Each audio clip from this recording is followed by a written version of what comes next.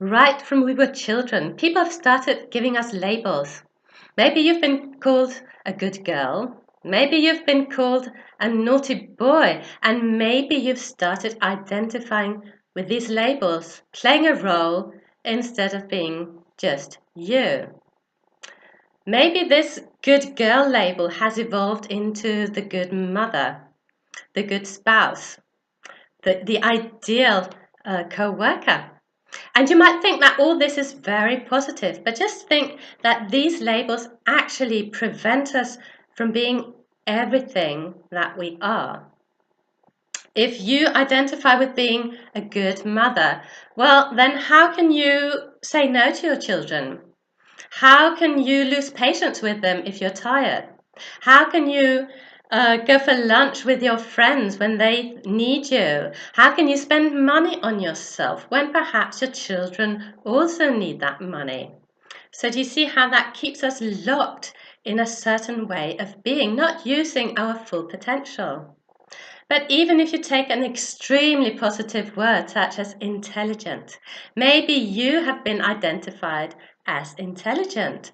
And although this is very, very flattering, it can actually trip you up.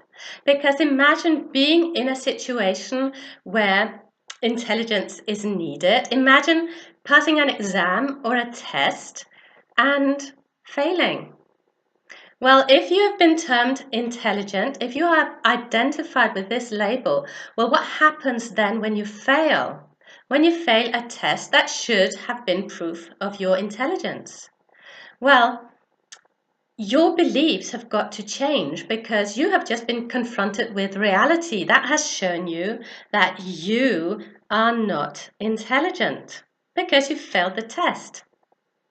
So this is where self-doubt can set in, because if you have identified with being intelligent and you have just been proven wrong, well then, who are you? So all your beliefs have to correspond to what you actually see in real life. So you can't go on thinking yourself intelligent if all the signs from the real world show you that you're not, or if they instill a doubt in all that certainty. So labels really are not very helpful, even if they're flattering. They actually prevent us from being so much more. We'll be getting rid of these labels in my program, The Art of Being Me. I hope you can join us.